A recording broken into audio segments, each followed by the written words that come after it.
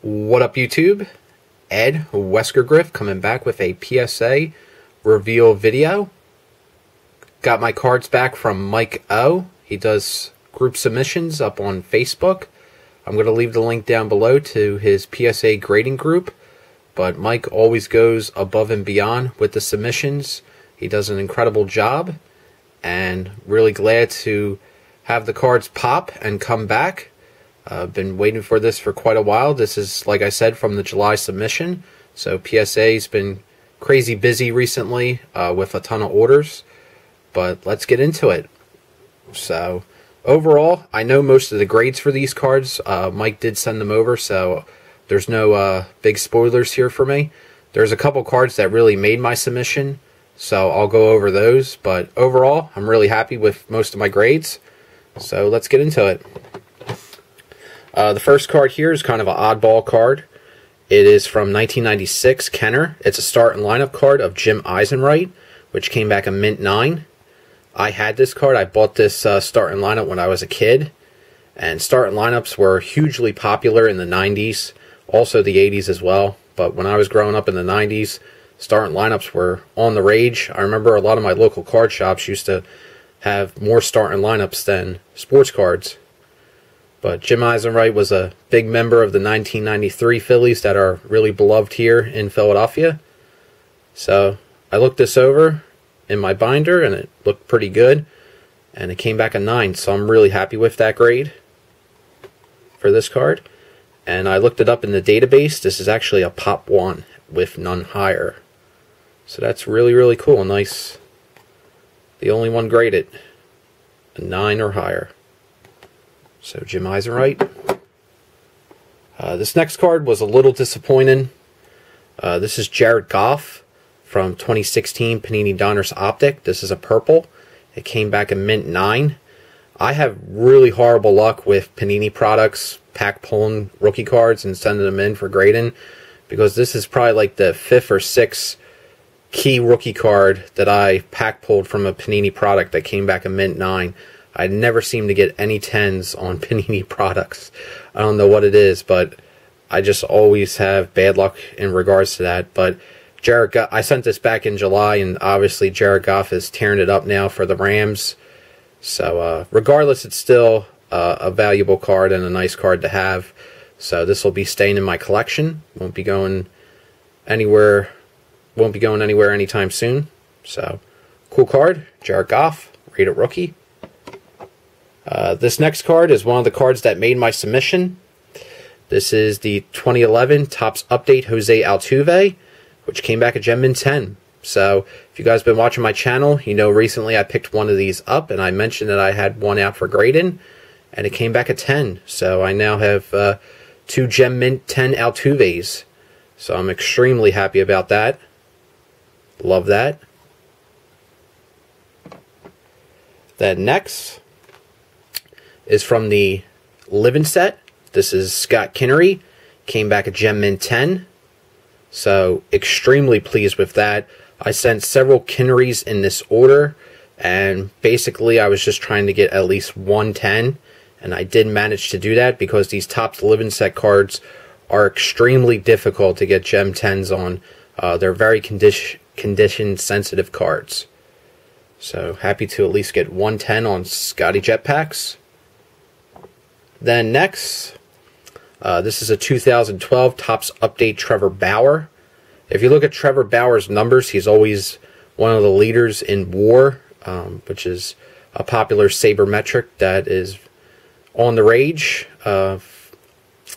And Trevor Bauer is a really solid pitcher, and I had this card. I figure I looked it over. Looking at it in the holder now, I can definitely see that it's a little off-centered. I didn't pick that up the first time, but it came back a mint 9. So Trevor Bauer. Next, this card also made my submission, pretty much paid for the whole submission. This is the 2012 Topps Update Bryce Harper, and this also came back a gem 10. So extremely pleased with that. I know Eric, those back pages, recently made a video about this card, but the price on this card is kind of ridiculous for a gem 10. I'm not complaining since I just sent it in and got it as a Gem 10, but this definitely made my submission and pretty much paid for the whole thing. So really happy about that.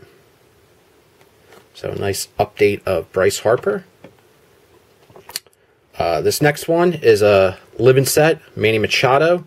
Came back a mint 9. This was the only one I had, so I figured I'd just send it in just to see what grade it would get. And it came back a 9, which is not a surprise because these living set cards, as I mentioned, are tough on condition. And then next we're going to have some Kinnerys because, like I said, I sent in a few of them, and this one came back a mint 9. So there's that. And then this one also came back a mint 9. So like I said, these cards are super condition sensitive, even coming straight from Topps. So that's why the Gem 10s always seem to sell for a premium on eBay. And then next, we got a 2011 Topps update, Anthony Rizzo, which came back a mint 9. So was hoping for a 10, but it came back a 9. I'll take it. This was actually not even in a penny sleeve, not in a top loader. It was sitting in one of my card boxes, so kind of a miracle that it came back a 9.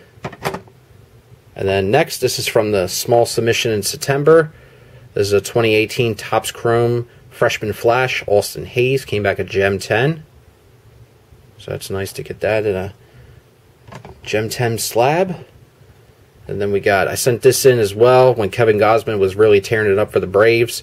2012 Bowman Chrome, Kevin Gausman, Draft Picks and Prospects, Blue Refractor. Came back a mint 9. Is numbered at a 250 on the back there. So mint 9. And the last card, also from the living set, bought this at the National. This is the Rhys Hoskins Topps living set, and this came back a mint 9. The corners were really sharp.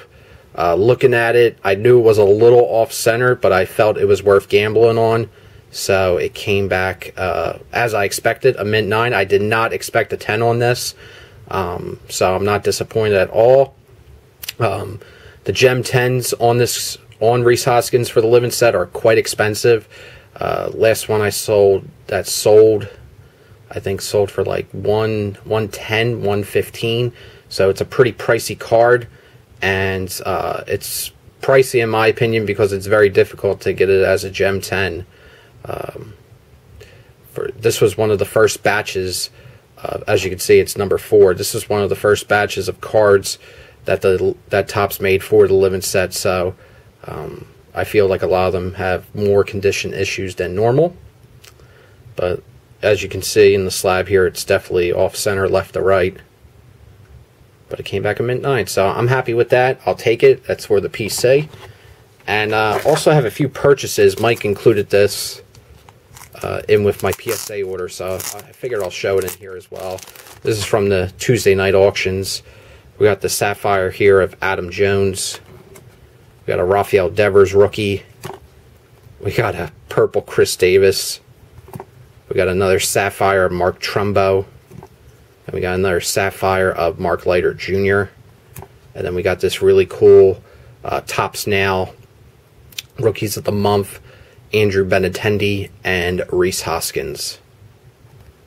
So overall, really happy with my cards, especially the Gem 10 Harper and the Gem 10 Altuve. So I'll definitely take it. The two biggest cards I sent in came back 10s, and the rest is gravy. So thanks for watching, guys. Have a great one. Hope you do well in your submissions, and take care. Peace.